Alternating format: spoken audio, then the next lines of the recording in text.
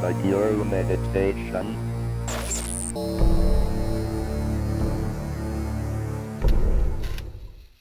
Hello, fellow Amiga users. Bill here. I'm super excited. We have a great show for you today. Anthony and I were invited down to Vintage Computer Festival Southeast by our good friend Adam Spring to appear on the Viva Amiga panel. And man, it was a real honor to be invited to this event. But to tell you more about it, let's talk to our friend Adam, who I have over here. Adam, what is up, dude? How's it going? You all right? That's great, man. Oh, thank you so much for inviting us down to this panel. I had an absolute blast. It was so much fun, and it was really an honor to be on a panel with such distinguished guests. Why don't you tell us a little bit about like who is on the panel? Well, yeah, I mean, of course, I guess we're going to have to start with Glenn Keller, obviously, a major player on the Paula chip, the sound chip inside of the Amiga. Then we obviously had Trevor Dickinson, who, A-EON Technologies, PowerPC, Next Gen, Amiga stuff. Then we obviously had, you and Anthony, the deadly duo, the partners in crime. And then we also had Aaron Ruchetta as well, who was representing the Atlanta Amiga scene. And then, of course, we couldn't have a Viva Amiga panel without Zach, the filmmaker behind Viva Amiga. So that's who we had. Man, it was a really, really great group of people and an awesome discussion. What motivated you to put this together? So really this journey started probably around about in 2013 when, I was tinkering with my Amiga and I thought, well, let's write a blog post on it. And then basically I had about 10,000 hits in the space of, about 3 days. And then from there it spiraled on. I did an IEEE Annals article on the scene and things like that. And I don't know, I felt I wanted to give something back to the community, and I thought the panel was the right thing, particularly after attending, the event in California back in 2015. I started to know a lot more of the guys, not just Dave Needle, a bit better, and I thought the timing was right with Zach's film coming out. And obviously Zach and I have been talking for a long period of time as the film was being produced as well. Yeah, like the Viva Amiga film is like the perfect, platform for this panel, but this panel is actually more not just about the film, it's about the Amiga in general and Paula chip and the designers and stories and the future of Amiga with Trevor Dickinson. So just the mix of people that you got together was really incredible. Yeah, and that was the idea really, because one of the things I was thinking about is we need to record this, because it was clear at something like 2015 for the 30th that you never know who's going to be around, and the 40th. And I think a key thing about the Amiga story that's really started to come out is the stories, the individual stories. One of the things, for example, one of the reasons for having Aaron on the panel was because, I drove from Atlanta to San Francisco with him with an insane amount of Amiga stuff. And it was such a big thing in the scene here. And, not just for the audience that was there that day, but for people around the world that are interested or watching on YouTube. To be able to have that story there, we had several things I think going on at once on the panel, and I thought it was pretty awesome, and I think that weekend in general, it showed it was the right thing to do at the right time. I don't know whether you agree with me or not, but that's the way I felt. So yeah. No, I totally agree, and as much as I love the Amiga computer, the thing that I really learned most since I got into this YouTube channel and the streaming is that it's really more about the people. I love the machine, but the people in the community that are around it are such a special group of individuals. They're smart, they're kind, they're friendly, they're extremely helpful. It's almost like a brotherhood and sisterhood just based around this machine. And the machine's awesome, but the people are what really keep me interested in the hobby. Yeah, I agree. And I think, you kind of summed it up in the panel itself when you said the Amiga was a computer with soul. And I think having met a lot of the people that helped develop it along the way, I think that's absolutely right. It's one of those rare instances where you had this family feel of a development team being spread through the technology. And I don't mean that in a hippie sense. I mean it in, it makes sense. If you meet the people and then you meet the people that adopted it and kept it going, there's definitely a sense of community there. And I think, we've said it many times, but when you meet an Amiga person, it's like you've known each other for years. And it's a weird experience, but it's kind of cool, It really is. And on that note, I think it's time to roll the video. And rolling the video, I just want to give a big shout out to Alan Hightower and your team at Vintage Computer Festival Southeast. This is actually their 100%. video. Yeah, they did an amazing job. Alan set up this incredible stage. It was completely professional and top-notch. And he and his guys, he had 2 camera operators there. So this is a multi-camera shoot.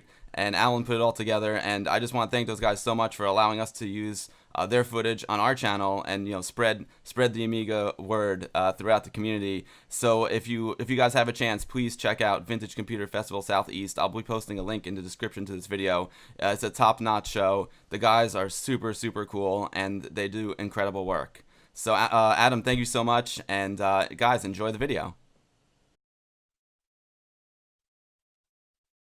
So did everyone enjoy that? Oh, good. I wanted to be a crowd pleaser above all else, you know? Amiga was a fun computer, wanted to make a fun documentary that captured the heart of the Amiga, and I definitely think I pulled it off, so. You definitely did, you're all right. Thanks. Okay, so to my left and going to my right, we have Glenn Keller, and I think the film explained what Glenn did. We have Trevor Dickinson. We have Zach Weddington. We have Aaron Ruchetta. We have Bill Winters, and we have Anthony Becker. So thank you for coming. Right, so before we open this up for questions then, Zach, what inspired you to make the film? VCF, where you are right now. I think I mentioned it before the film, coming out to VCF, seeing the Amiga, I hadn't touched an Amiga in 10 years at least. And it just kind of reminded me how much the Amiga meant to me. And just kind of rekindled that passion, for computers that I used to have more, when I was a teenager. We talk about how, computers today maybe not so awe-inspiring, but yeah, it's all due to VCF. Mike Lee, huge help. And as for you, Glenn, as a member of the original team, what's it like seeing something like Viva Amiga out there? Oh, Phil. Yeah, it's kind of amazing. It's just amazing that that Zach's done this wonderful thing. It's just, I'm completely blown away. And as for you, Trevor, as somebody that's looking to drive things for the future, how do you see the film as important? Two things. One, there was a good-looking young man in the film with black hair. The film took so long to come out, Zach, that look what happened. Very true. Yep. Long history there. To be honest, for me, it was. I'm really pleased Zach did the film. It was a combination of all the things I like about the Amiga, and I think in the film there was a mention of it's about the community, it's about the camaraderie, and you can meet a fellow Amiga and say custom chipsets and preemptive multitasking and go yeah. And focusing on that aspect of community. So Aaron, from an Atlanta point of view, can you tell me what was going on in the Atlanta Amiga scene back in the day? Back in the day, yeah. From the beginning, there was a great group, user group formed through some folks at Georgia Tech called Amiga Atlanta Incorporated. And we ended up playing being a very prominent force in the Amiga history, especially when we got together and hosted the 10th anniversary of the Amiga here in Atlanta. We had a president of the club at the time, Lamar Morgan. We called him Lamar the Relentless Morgan because once he had your contact information, he would not let go. So we actually arranged for Stuart Chaffee of Computer Chronicles, if anybody remembers that long-running tech show that was on PBS for a couple of decades. He was our host for the show. We had many of the notables in there, including Dale Luck, Dave Haney, R.J. Michael, Jason Compton, what? Fred Fish, that's right, Fred Fish, right. We actually, working with my friend Bob Castro over there, one of the more important members of the group, the Amiga helped Atlanta win the 1996 Olympic Games. And then when the Olympic Games got here, I was working for AT&T at the time, and they got the contract for the Special Olympics, and all the interstitials for the Special Olympics were edited on my Amiga Toaster Flyer system. Okay, thank you for that, Aaron. Wonderful. And now we've got a two-headed beast in the corner. We've got Anthony and Bill from the Guru Meditation. I don't think I've ever been called a beast before, but that works. So, tell us your Amiga stories. And of course, your involvement with Viva Amiga as well. Well, my name is Bill Winters, and I started the Westchester Amiga User Group back in 1988 when I was 13 years old. And we still meet to this day. We've very rarely missed a month when we didn't meet. So yeah, my dad used to drive me to the meetings. Basically, we were a smaller branch of the New York City Amiga User Group called Amuse. And when the guys who were running the Westchester branch, which was like a smaller satellite version of the club, they couldn't run it anymore, our club was going to fold. And no one wanted to step up and do anything. So like, you know what, I don't want this club to die. I love coming here every month and seeing you guys. I do something with my Amiga every month. So I took over. And every month I came up with a new demo to do, then I got other people involved to do demos. And we applied to Commodore, and we became an official Commodore Amiga user group. And the club grew to 150 members. And we would get anywhere between 50 to 100 people at a meeting. And my dad used to drive me there. And then when I had to go away to college, Anthony took over for me. And we've just kept it going the whole time. Right. The Amiga, you didn't just buy a computer. You bought, this was a talisman that got you into this group. And you're taken downstairs into this dark room, and there's these figures there. And they're milling about, and there's this kid running it, and there's this guy doing graphics, and there's this guy doing amazing sound, and you're like, it's like I've been taken into some kind of temple where there's these creative people doing amazing things. You couldn't not love this machine. And I say I became an Amiga user in '87, but I think I was one when I was born. I was just waiting for it. And before we open it up for questions, which we're going to do in a second, what will you tell us about your involvement with Viva Amiga a little bit as well? Well, the Amiga, as RJ mentioned at the end of the film, the Amiga, having the Amiga as a child definitely shaped my life and my career because it inspired me to go into film production. Now I'm a cinematographer. I make TV commercials and documentaries.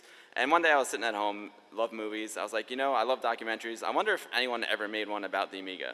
So I just started Googling. I was like, Amiga film documentary, and boom, up pops Viva Amiga.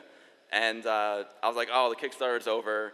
I guess I missed out on this because I would love to help him out as a cinematographer. So I was like, you know what the heck, I'll send him an email. So I emailed Zach. I was like, hey, I see you made an Amiga film. I know you're probably finished with it by now, but if you need any help, I would love to help and be a part of it. And he's like, well, actually, I'm not quite finished with it yet.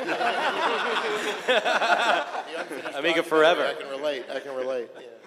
So, Anthony and I jumped in. I mean, we did very little. I mean, it's Zach's film, and the amount of time and effort he put in is just mind-boggling. We just kind of came in at the end, and we did, like, the Death of Amiga scene, which was sad. I have to admit, no Amigas were harmed for those shots where you see they're thrown out in the abandoned mall.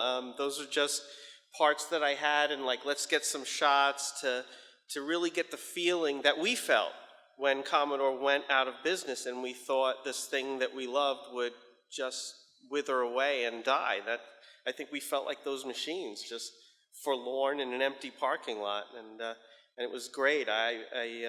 I had a lot of fun doing that and supplying those. And it's very personal for me too because Zach needed historical photos of people using their Amigas. So a lot of the historical photos you see in the film. Well, I've seen you twice in there. You were in the film twice. Yes, I'm in the film twice. So a lot of the historical photos you see are from our Westchester Amiga User Group when we're kids. You can see Anthony and I in my basement playing with the Amigas. And of course, like my favorite photo of all time, me and Jay Miner at AMI Expo 1992 in Washington, D.C. So. And I think just like Trevor, you had dark hair. I had hair. Take the hat off. I was 17, I think, in that photo. Wow. Okay, so questions.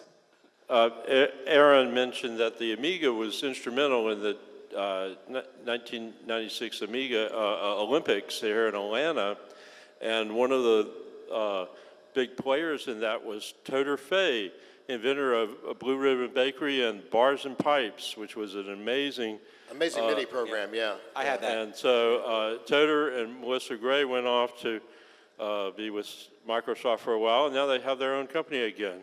All right. Something like Blue is Back or something. But Wow. Cool. I just thought I'd mention Toter Fay because he was an amazing developer for the Amiga here in all Atlanta. all that stuff in the early '90s was really, really cool. One of the cooler things that happened was Commodore actually had their developers conference in Atlanta in 1990, and that's where NewTek was debuting the video toaster, and so that was a very happy time to be able to participate as a club with that one. More questions? Just about everybody who has something near and dear to their hearts can remember that very moment that it grabbed a hold of you. How many of you remember that one moment that sold you and brought you into the Amiga fold and how that felt? And what was that moment? Good question, actually. Very good question. Actually, I started off as a Commodore PET user. I was about 2 at the time.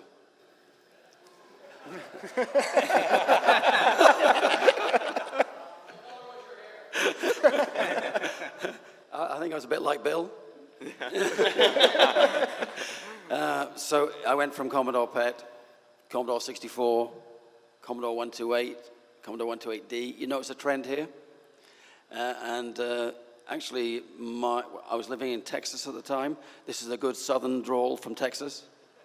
So I was living in Texas, and my Commodore 128D got destroyed in a lightning strike.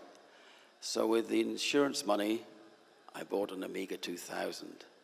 And oh my goodness, I couldn't believe it. And I think it was, is it Dragon's Lair? Where it's like a video.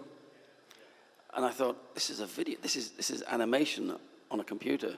And I was really impressed with my Commodore 128, and I was running GEOS, and I was using a mouse. But this just blew me away. And I suddenly realized that this was a fantastic machine.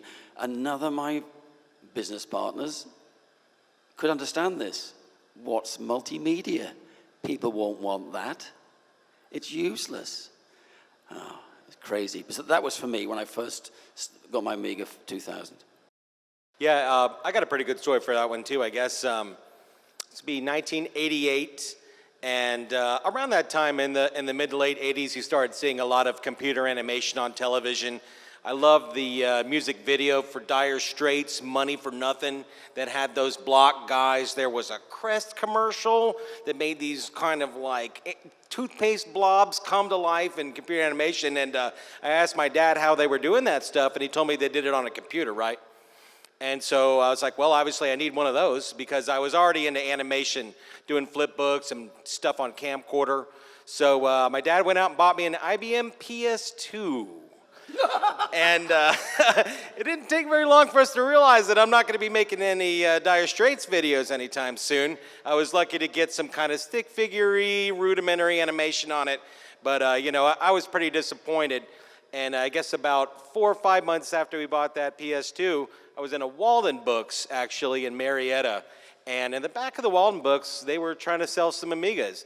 And they had an Amiga 500 showing that animation you see in the film with the 2 little balls. It's called ray tracing. They were showing the juggler demo and all this stuff. And I was like, well, hey, here's a computer that looks like TV. You know what I mean? It can actually do these 3D animations. So very quickly saw that PS2. My dad thought I was crazy because he's an accountant, you know. He doesn't really appreciate computer animation. And yeah, got myself an Amiga 500 instead, and the rest is history. Thanks. My moment was probably when my sister gifted me with Sculpt 3D as a Christmas present, and I actually got to make some 3D images and do some graphical user interface modeling. You know, that it was easily done. It was a real boon to have graphical user interface modeling, as Bob can tell you, because he modeled the entire library of UGA. The English department building, okay. He went from the architectural drawings and the earlier versions of Lightwave, of what became Lightwave. You had Videoscape, yes. You had to put all the you had to put all the vertices in by hand as numbers, and he took the architectural drawings and did a great animation of that. I wasn't quite prepared to go to that level, so when Sculpt 3D came along, and I could actually do it as a graphic user interface and model. That was the moment. The second moment was when I discovered and really understood what AREX was and how to use it. Yeah, it was a multitasking computer, and AREX allowed you to do inter-process communications between your different programs, and most programs started coming with an AREX interface. Bill? Well, I had a Atari 800 and a Commodore 64, and I would always go into the store and look at the back of the box for games, and they would always have the screenshots, and I would see the Amiga screenshot and just be like, I see it on the Amiga, oh man, that's what I want the game to look like. But it was really expensive. The 1000 was expensive, couldn't afford it. And then the 500 came out, and my dad's like, this might be a possibility. So he took me to the local Commodore store in White Plains. I saw the Amiga, and we were both just blown away. My dad and I were just like, this is awesome. Like, we gotta get one of these. And the guy at the store gave us a VHS tape about the Amiga 500. Like, I went home, threw it in, and then all of a sudden it was like, I am the Commodore Amiga 500. And there was like 500s on pedestals, and there was like smoke, and they were like backlit with like blue lights, and there was like this ray trace juggler, and I was just like, oh my God, I want this so much. And I basically played that tape like every day after school from then until Christmas, and I finally got the Amiga at Christmas, and it was just like Marble Madness and Psygnosis Barbarian, just like all day, every day. Lemmings. Lemmings was my nemesis. Oh, Lemmings was amazing, but it wasn't out yet though when I got mine. But And Anthony? Right. I remember it like it was yesterday. I had a friend who had a Commodore 64 with me, and I went to college. We didn't see each other much, and when I saw him, he said, oh, I have this new computer, you got to come see it. I go down his basement. He throws on his 1000, and his public domain games look better than anything that I have. And I'm like, these games are free, and they look better than what I'm buying in the store. Oh, there's an AMI Expo coming up, you should go. I go with him, and I see them demonstrating silver. They're drawing a circle on the screen, and they say to the person, that's not a circle, that's a sphere. And then they show this thing ray tracing, and it becomes a sphere, and I'm like, whoa, that is amazing. And being in college, of course, I'm poor, and you can't tell now, but I became very thin because of Amiga. Because my parents would give me money to buy food, and I would save it up till I could get my 500. My first program I bought for it was Turbo Silver. I bought Distant Suns. It just was absolutely amazing. And Glenn, kind of altering that question a little bit, what's your earliest Amiga memory, and don't say I can't remember? Well, my earliest Amiga memory is getting off the train at the Sunnyvale train station and seeing this guy with a big beard and a smile and a little dog. And we talked for a little while, and his name was Jay Glenn, and my name was Glenn Jay, and I guessed the difference between a flip-flop and a latch correctly, and I thought, I gotta work for this guy. That's mine. Wonderful.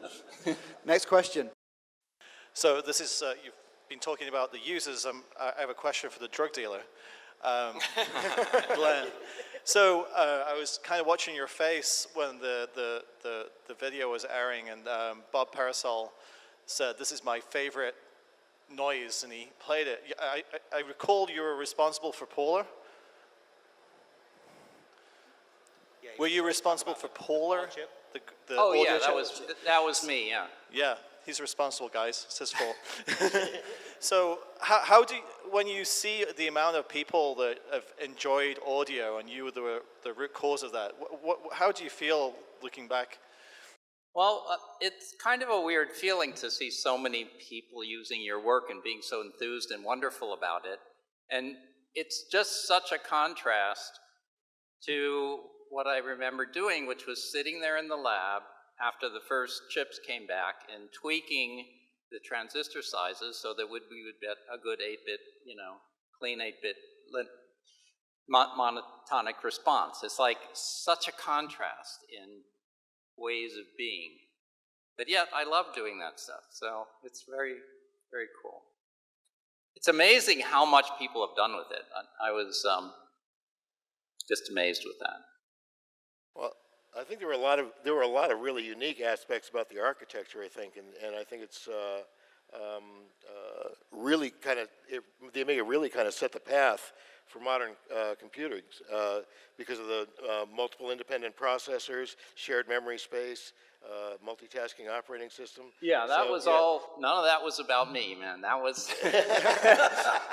I was the new guy, right? I didn't really understand any of that until years later. Oh, don't be modest. What made the Paula special for that time, though? What's Glenn? that? What made the Paula special? What differentiated it from other audio chips that were out there? You know. Well, it had more bits. I mean, it had way more bits. Way more right? bits. Way is more better. bits. Yeah. Write that down. And 4 channels. Well, it was DMA too. So 3 things. It was DMA, so you didn't have to do the sound samples one at a time with the processor. You had about a 14-bit dynamic range, which we pulled out at the last minute. And it was like 6 or 8 before. And then the other thing that there were 4 channels that you could do. So those were the 3 things. Okay. So any other questions from the audience? There we go. We got one right there. For folks who have not used an Amiga, like me, what would you recommend as a good place to start if you wanted to pick up an old one? A 500, a 1000, a 2000, and then going along with that, are there any like issues to watch out for if you try to find one on eBay or something? How would you, what is your advice for that? My advice is find someone walking on the street with one, hit him on the back of the head, run with it. So Trevor, I'll start with you. I have a small Commodore and Amiga collection. Just a little one. From the Kim one through to all the next generation Amigas, including obviously the ones that A-EON make. Probably have about 200. And some of them were donated because people had them and they had them for a number of years and they didn't want to throw them away. Some were on eBay. There are a number of things to look out for. Capacitors leak and batteries leak and damage the board. But what's good about the Amiga support group is all around the world there are engineers that will repair them for you, and very inexpensive repairs. In the States, in New Zealand, where I'm from, in the UK, in France, Germany, there are a lot of repair people who are repairing Amiga motherboards, 2000s, 3000s, 4000s, 500s, 1200s. I'm going to say Amiga 1200. I know what you're looking for. You want the one that's old architecture, but still the most powerful and adaptable. It's got to be the 1200. You can get all kinds of peripherals that let you put a compact flash or an SD card on there, so you can load it to the max with all kind of software, and actually get it on the computer, not have to deal with floppies or any kind of old networking stuff. That would be my suggestion. And if you want a next generation one, just give me a call. Yeah, and in addition to that as well, if you did get one of the older ones, basically there's a Vampire 2, which is for the 500 and the 600 now, that you can just drop in there, and it'll immediately accelerate it and put an SD card in there as well. So if you do get the older ones, you can do that. So, Bill, Anthony, you got anything in addition to say? For me, my main one's the 1200. Again, you can replace the hard drive with a compact flash card, but the key for me with the 1200 is it's got a PC MCIA slot in it, and then you can take a compact flash card and transfer files easily between your PC and the real Amiga. And emulation is also a great place to start because you don't have to have the hardware right there. There's amazing Amiga emulators out there. There's one called Amiga Forever. It's actually a whole package. And you can emulate every single generation of the Amiga that you want to kind of figure out which one you like. But there's also one called FSUAE, which is available for free as long as you have the ROMs from Amiga Forever. But the 1200 is just great because it's got the advanced architecture chipset. It can play something called WHD load games. I think it's the most versatile for me. 500 is also great. There's a cool expansion unit for it called the ACA 500 Plus that makes it a lot more usable. Yeah, my favorite machine was probably the 3000. Mostly because it had a VGA output at a scan rate that didn't have the flicker problems that you have with video. The Amiga had a great deal of success because it was entirely video compatible NTSC scan rates. But when you have interlaced screens, it can be a flickering issue to look at in high resolution. And so it's one of the reasons I think that it didn't make it real big in the business world. Yeah. So, but overall, yeah, the 1200 would be your best bet to start with. But if you did go down this route, you could. Right, so next question. Oh yeah, Glenn, go ahead, sorry. Well, I'm prejudiced towards the first one, of course. I actually am too. The 1000's my favorite. Yeah. Next question? I have a question. So, any of you have any specific interest at the time in the kind of competitive demo scene, especially the European festivals? And was there any visibility inside of the Amiga company as to what was going on in that kind of scene? Yeah. The demo scene was pretty amazing. One of our members, Joe Torrey, was real fond of digging up demos from the Euro scene for the Amiga. And these were amazing little programs. They might be 10 or 20K, but they'd play 15 or 20 minutes of music and animations on the screen of the Amiga playing back. They were hard-coded. You pretty much had to boot to them most of the time, but they were great psychedelic visual demos, sound and visuals. And we were treated to a lot of those at Amiga Atlanta, for sure. What was, okay, well, that and the feeding frenzies that go along with that, a lot of those came out on Fred Fish discs, and it was a collection of free and public domain software that would show up every month that were compiled by a great Unix guy named Fred Fish, and they ended up with over 1,000 discs full of Aaron, I think Trevor's got something he wants to say. Aaron, is it fair to say that a lot of those demo scenes came out from the Cracktro intros?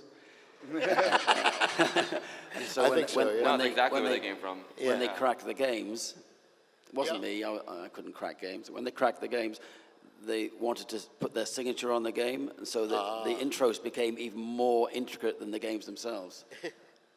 Yeah, we have a mini doc. That was actually supposed to be covered in Viva Amiga, and we have footage for it. There was just, I wanted Viva Amiga to be the right length, and I feel like the demo scene actually could make its own little mini doc. So that's something we have in the works. Keep your eyes on AmigaFilm.com, and yeah, we're going to unleash a little documentary all about that demo scene. Explains exactly what it was. One of the coolest things. What? Demo footage of that, yeah. Actually, we were considering making an animation that plays only on the Amiga, and with some video clips in it. Thought it'd be a cool thing. We'll see. Any other questions from the audience? I think this is kind of mainly for Glenn. So when the demo scene kind of started developing into the early 90s and the PC scene kind of came around, the 4-channel limitations of the Amiga audio really became evident, because you started to see Gus and Sound Blaster and Scream Tracker and Fast Tracker. Was there any thought as to maybe 4 channels isn't enough at the time? And when I was at Commodore, we worked on stuff with more channels and more bits, but that never came to fruition. It was too late. And leading into that, could you tell us more about the AAA set and what you did with the AAA chipset? Sorry? The AAA chipset. Can you tell us more about that? Yeah. After Amiga shut down, we turned out the lights one day. Commodore and the engineers there were still working on improvements. And one of the things was an advanced chipset, sort of a next generation chipset. And a guy named Jim Redfield head up that effort, and I worked as a contractor for him on that, and worked on all 3 of the new generation of chips. It's not very new anymore, and I've forgotten most of what it was, but I do remember we knew at that point that you had to have at least 16-bit audio, just plus modulation. So I remember looking at the layout that one of the Commodore guys had done for that, and it was the most beautiful thing. I'm thinking, man, these guys really know what they're doing. It was just so great. But anyway, so we had more channels and more modulation and just the higher quality that you needed in sound 5 or 6 years on, I think it was. Probably around 91, I was working on that stuff. But, and all of the other stuff was improved too. The blitter stuff, the video modes were better, the speeds and clock speeds, of course, could all be better with the newer technology. But that didn't ever quite make it out there. I know there was a prototype built, and some of the pieces were tested and some of them weren't, but I don't know what happened that much, because the whole thing fell apart right around then. And Zach, what was the biggest lesson that you learned from making the film? Get more money and get more employees helping you out before you get too serious. Yeah, like we've kind of hinted at it. Viva Amiga took me quite a while to finish, to say the least. And I didn't know what I was getting into when I started to film, and I had a real high bar for quality that I wanted the film to meet.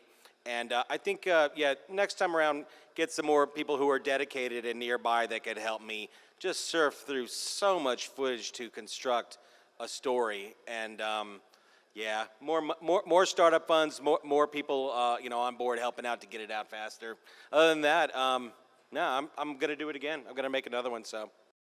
And how did the Amiga community actually help you in the production of the film? It was amazing. Yeah, like, you know, quickly on, people like Bill, you know, found out about the film and they would reach out and offer support. People like Trevor offer support, and you know, most of the people that worked on it were Amigans. Got Marvin Drogsman there, and a few other guys that actually, you know, did things like 3D modeling for me. So those, you know, those renders you see, those were all created by Amiga users. And of course, yeah, many of the Kickstarter backers, of course, were Amiga users. So they, you know, they got me going. Again, just want to say thanks to the Kickstarter backers for your patience and support. It turned out to all be worth it. So, as Trevor mentioned briefly a little moment ago, he's actually started funding his own next generation Amigas. And as a super fan, I think it's fair to call you a super fan, actually, Trevor. What was it like for you to finally see the film? What was your initial reaction when you first watched it? I was in tears. It sounds stupid, but I was in tears.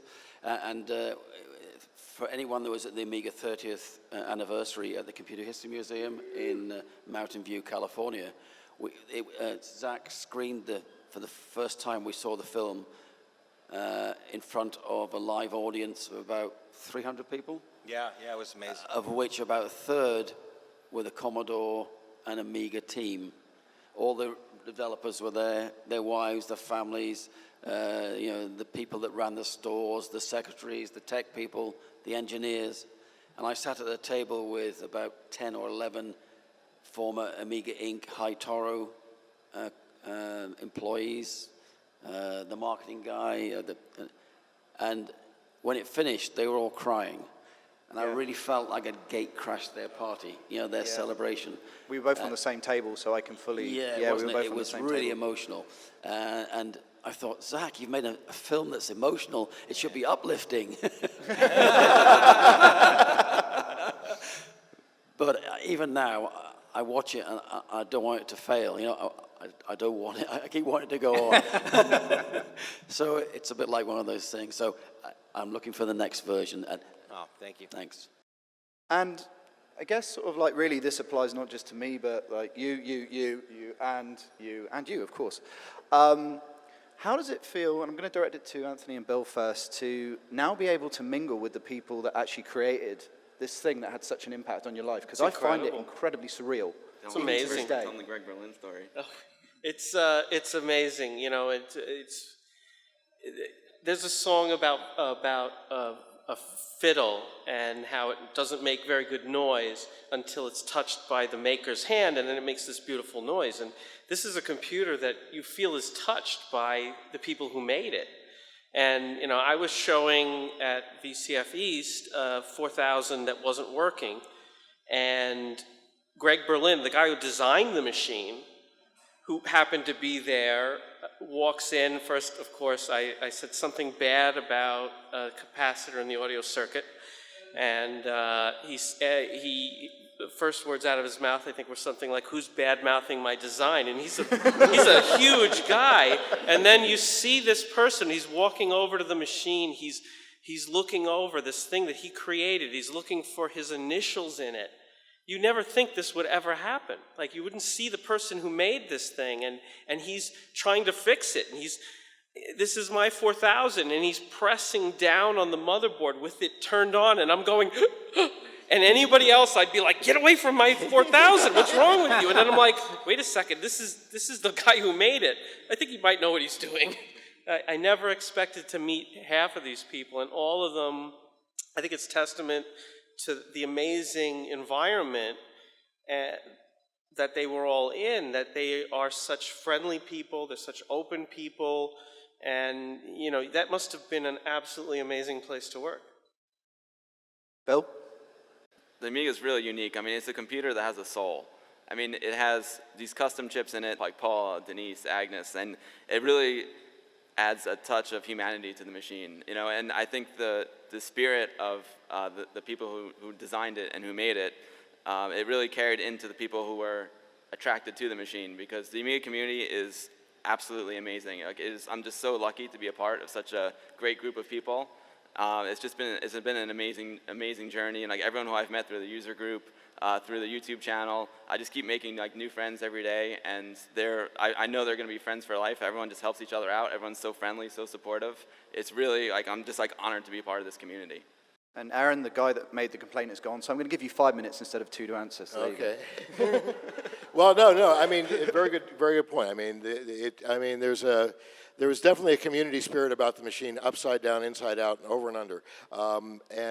It was great to be able to travel to Amiga shows and meet the people who were writing the software and meet the fellow Amiga users, always exchanging information.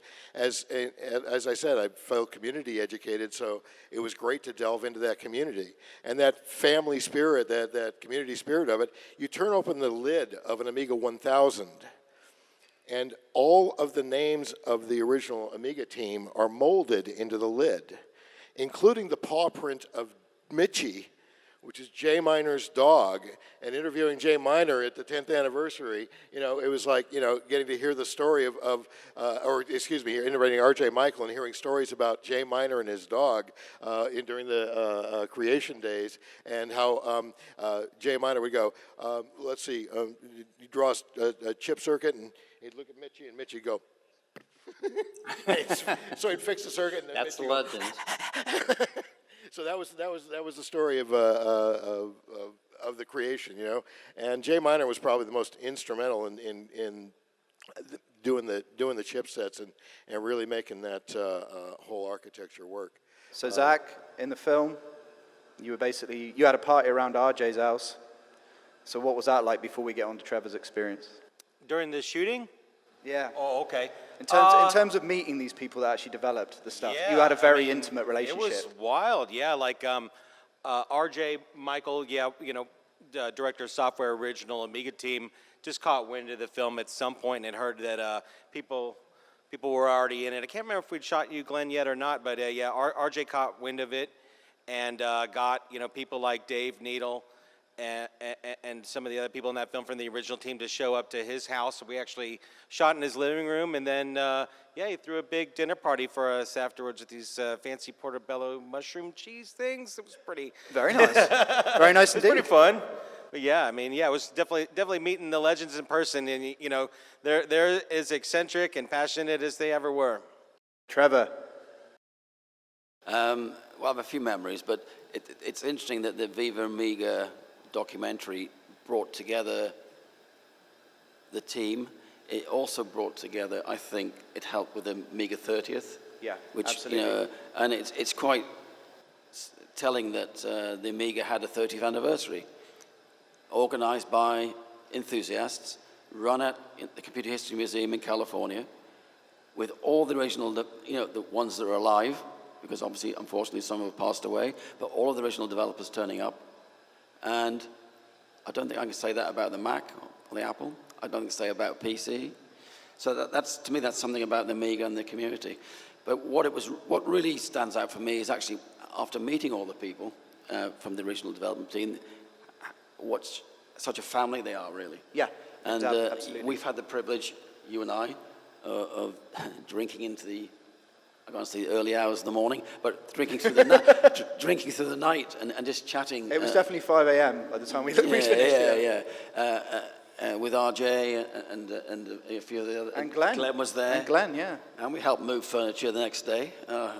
Anyway, so you actually become part of that story. Yeah, you do. Absolutely. Yeah, and you're sharing part of the story, and you hope to carry on with the legacy. Yeah. And it's kind of surreal as well, because when I was staying around, so Dave Needle, who was one of the system architects for the Amiga, I was staying around his house for the Amiga 30th, and you kind of forget what they've done, and it's just Dave. And you're walking around the house, and he's sort of pointing in the corner and saying, oh, so that's where the 3DO prototype was. And then you go in his office, and basically there's a series of patterns across the wall, and you've got one angled like that, because that was the flip pattern for the Atari Lynx. So there's little things like that you just sort of, it's incredible. So, Glenn, can you tell me who employee number 0 was for Amiga, for the Amiga Corp? Oh, I think that was Mitchie. It was indeed, yeah. Yeah, Mitchie the dog, there you go. That would be Mitchie. Okay, so do we have any other questions? Oh, we do, good. Livened you up, that's all good. That's exactly what I want.